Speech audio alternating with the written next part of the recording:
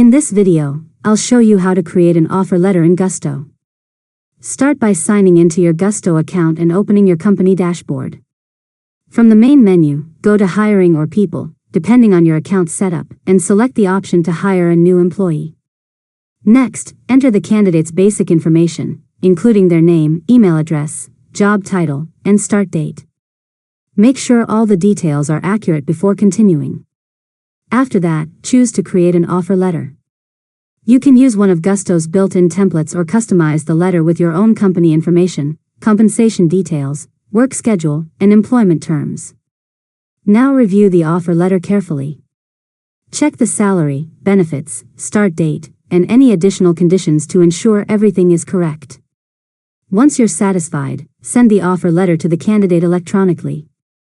The candidate will receive an email with instructions to review and sign the document online.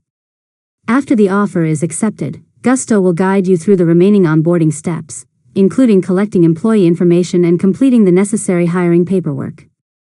Finally, monitor the hiring process from your Gusto dashboard to track the offer status and complete your employees' onboarding. And that's it.